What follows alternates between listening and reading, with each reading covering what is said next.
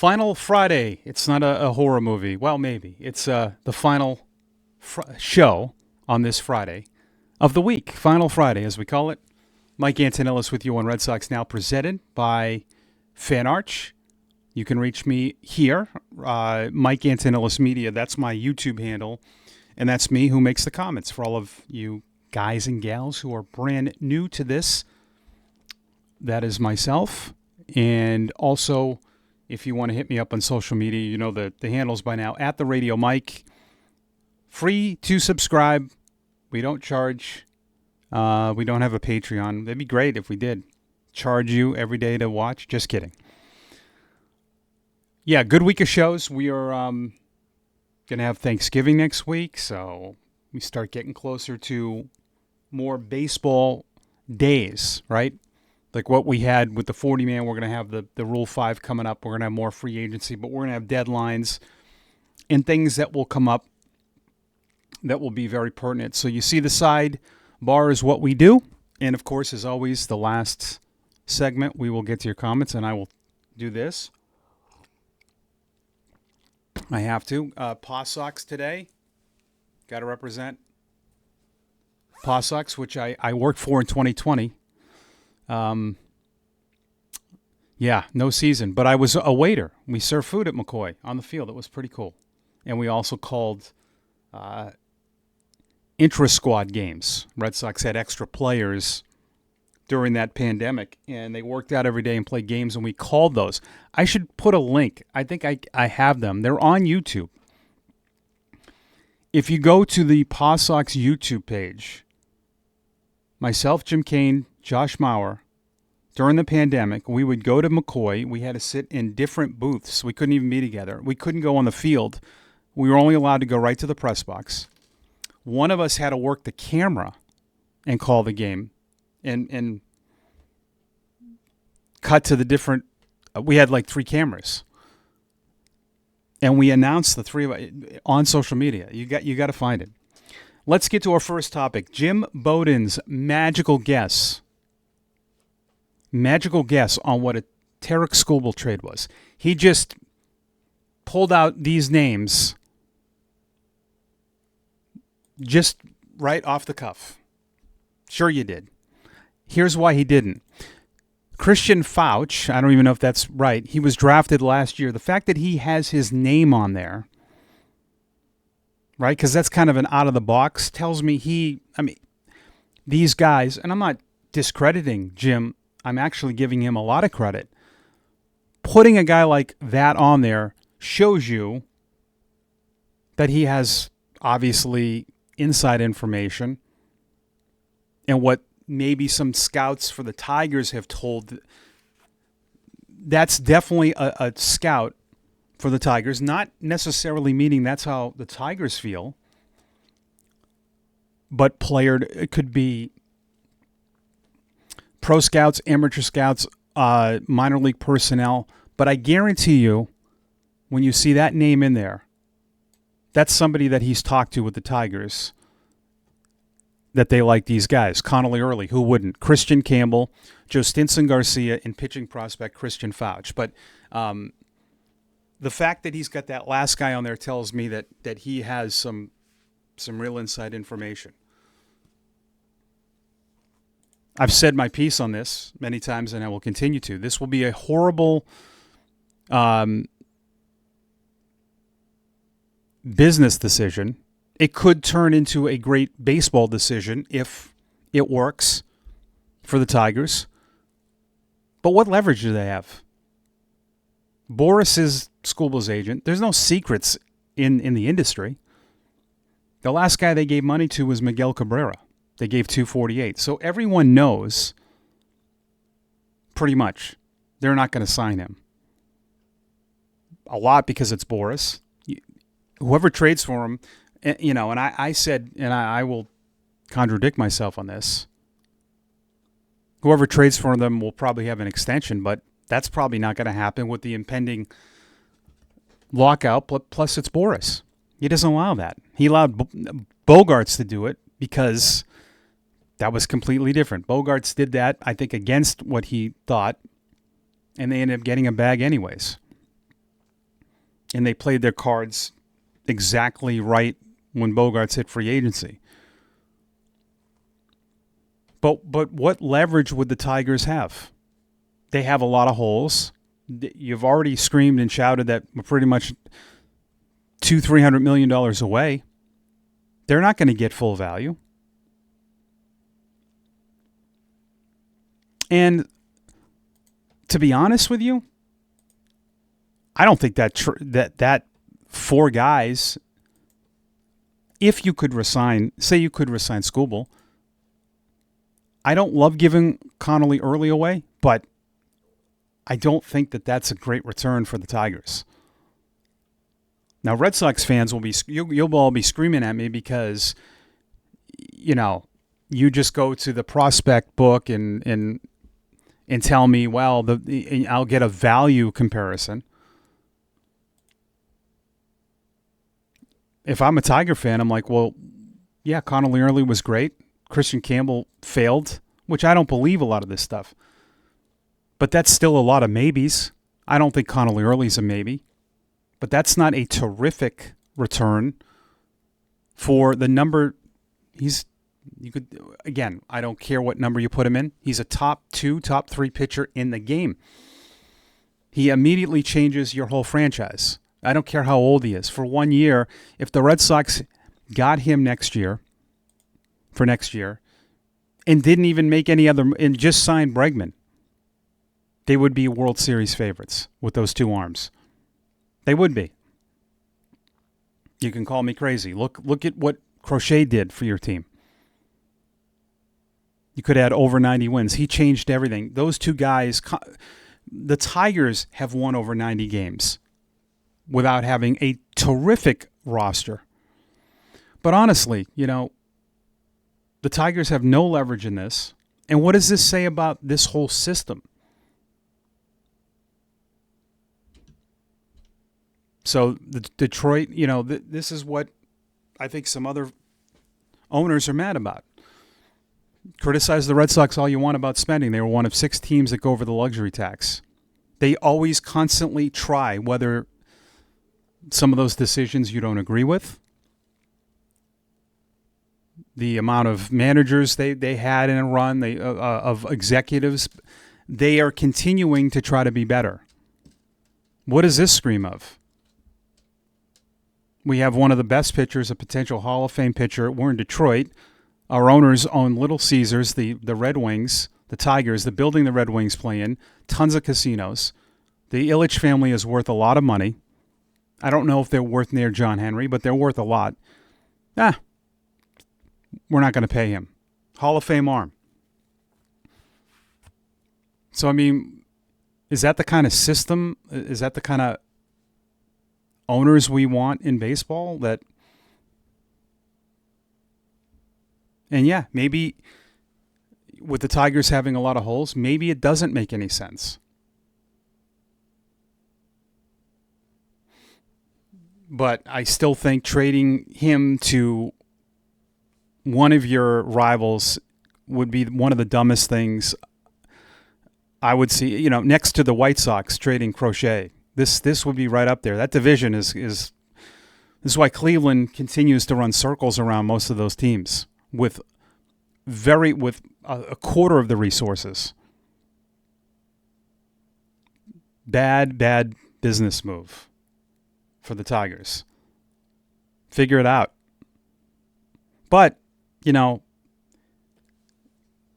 system seems a little off, because if they keep him and they get a qualifying offer and then the team signs him, the compensation used to be much better and they changed that. I think they should change it back. Someone like, there should be extreme all-star compensation where no team is going to care losing a first-round pick for Skubal. If he stays, they give him the offer, and they lose a draft pick. You should lose 2 draft picks then. Because it just feels a little weird that at least the Red Sox, Yankees, we don't know where they're going to go. Like with a lot of these teams, we kind of know. I think it's pretty much all of this trade talk, and now that Bowden's put out there some guys that he thinks, and I just think overall it's just disappointing if you're a fan of the Tigers. Now I don't like the Tigers. Like I just think it's a weird system. It just feels weird to me. I thought Sale forced his way out of Chicago. The White Sox did not get good return. I don't care about Moncada. You could read me all the value you want. And how would that work out for them? How is the Crow-Shield deal working out for the White Sox? All those players were great last year. How many wins did they have? Does anyone think they're even going to be 500 next year? I don't. So how is all of that good? You can give me the whole, you trade this guy because you have other issues. True. But you never, ever go anywhere without starting pitching. Especially you get rid of a guy like that, you have no chance. So I don't care if you get 4 or 5 guys back that help your team. You're way behind the 8 ball. Those guys don't grow on trees. And in the end, what's going to happen is the Tigers are going to end up just giving him away. They're not going to get full value. I don't think they will. They're not going to get 2 or 3 big league guys because he's shown his hand. We'll see. But trust me on this. That last name tells me all I need to know, that Bowden is pretty well connected, which he should be. I mean, for crying out loud, he was a GM forever. Red Sox keep Connor Wong. I have no issues with this. I know this became a big deal for a lot of people last year. It's a backup catcher. I think you need to go look at organizations. There are not many great backup catchers in baseball. Not many teams have even 3 guys on their 40-man that are catchers. There are a lot of organizations that have 2. It's a tough position. I thought Wong got better. I just don't think it's worth resources because that position, again, high priority. We like Carlos Narvaez. He's going to do the bulk of the catching. And I thought Wong got better. He was injured. He had to go through not playing. He had a pretty good 2024. But I think as a backup, and also can give you a little position versatility. And he's a good base runner. I just don't think it's worth what you would have to give up to get a big league catcher. It's not easy. We love Sandy Leon. He was DFA'd by the Nationals. I remember our people in our organization had no idea why the Nationals did that. He went to Pawtucket. I remember Rich Gedman saying, this guy's really good. That's where I go a lot for information. I listen to what the coaches say, and I remember them saying, yeah, he just needed a couple of tweaks. That's why you don't do things like that. DFA guys. But that's a fragile position. It's a position it's not easy to solve, and I don't think it's worth wasting time. Adding depth, absolutely, but if you wanted a true, really good backup catcher,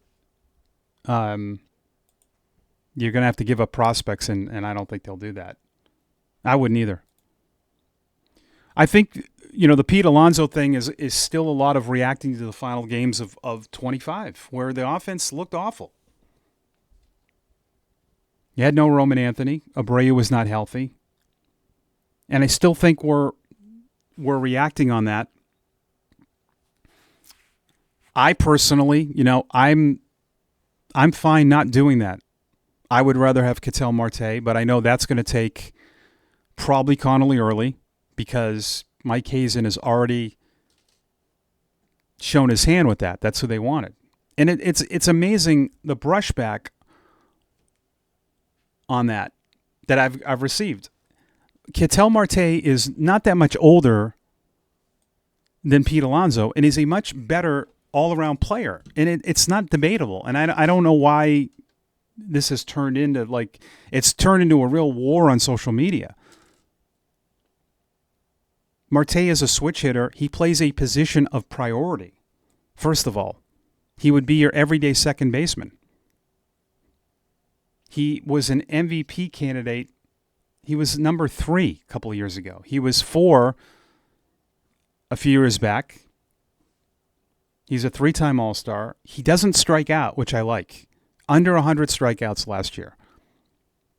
The fact that he's a switch hitter. The fact that he plays second base and he can also play the outfield. And he's only $71 million. He is owed $15 million in 26. It's better value. It's a better fit, I think, than Alonzo. I really do. We're looking at a DH potential. I mean, he's a DH. He's not a good first baseman, and And Cora has talked about this, and I don't know why we'd want to have worse defense on the infield, even more swing and miss in the lineup, because he hits 45 home runs, and we think that that's just the end all to other problems. It's not. It's not fantasy baseball. I think we're making this like it's a rotisserie league baseball. We're short in homers. We need power. Ketel Marte could give you 25 to 35 homers at second base. That's fine. That's actually not normal for that position. That to me is better value. It's a better fit. Well, what about first base? We'll figure it out. And why the brushback on Romy Gonzalez?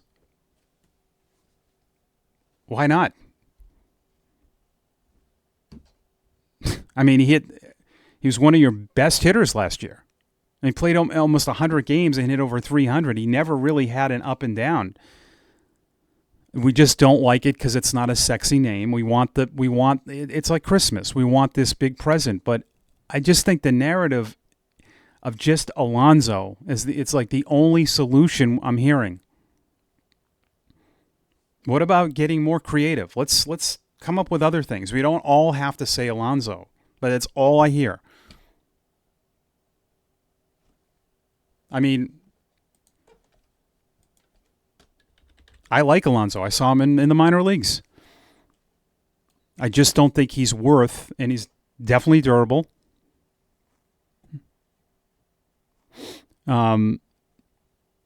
But you're looking at 6 or 7 years from Boris. I just don't think that to me, it's easily going to be 6 or 7 years.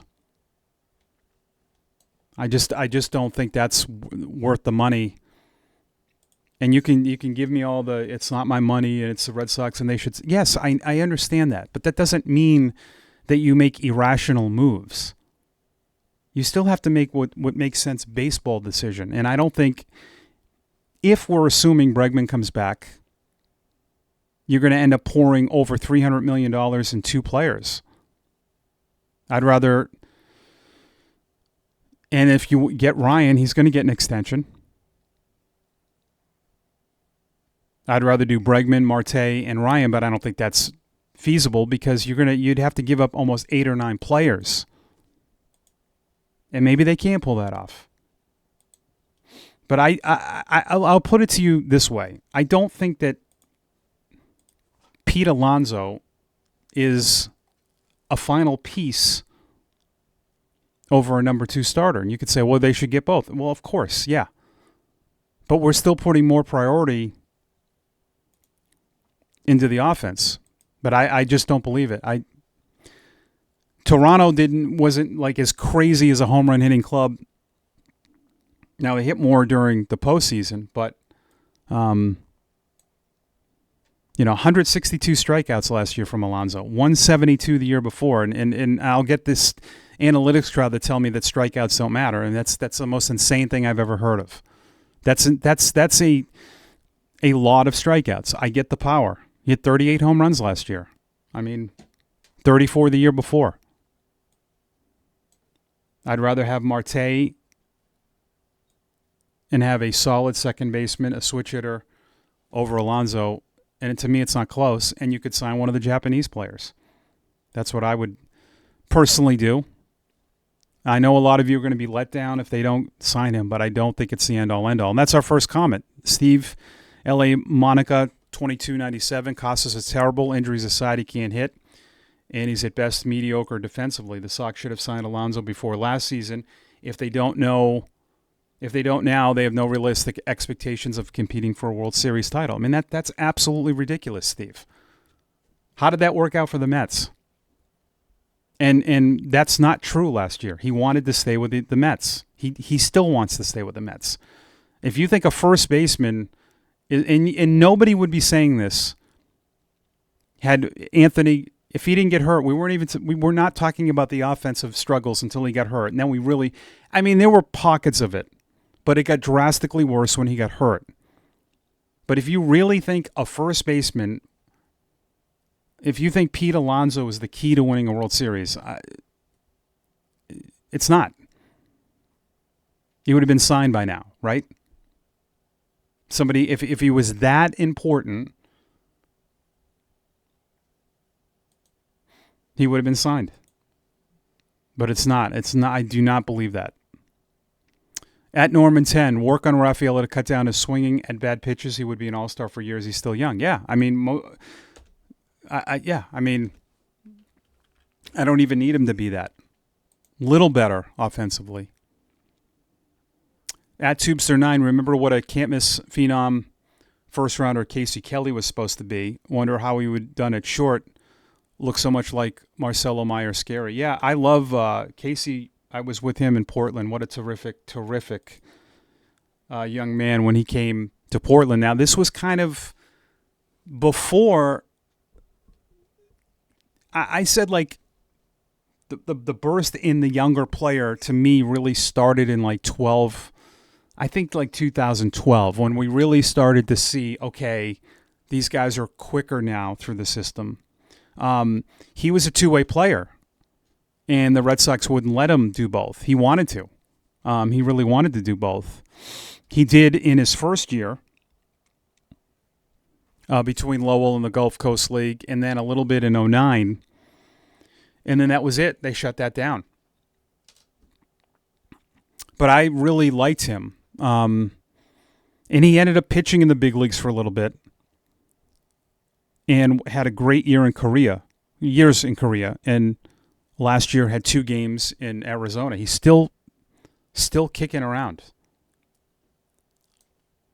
But yeah, I like that. I like the Casey Kelly grab. Good stuff. Leave your comments for the weekend. We will recap everything on Monday. Hope you have enjoy your weekend with everything that's going on with sports, and maybe we'll have some more Red Sox news. Subscribe before you head out, and make sure you follow me on social media. And as always, go Sox.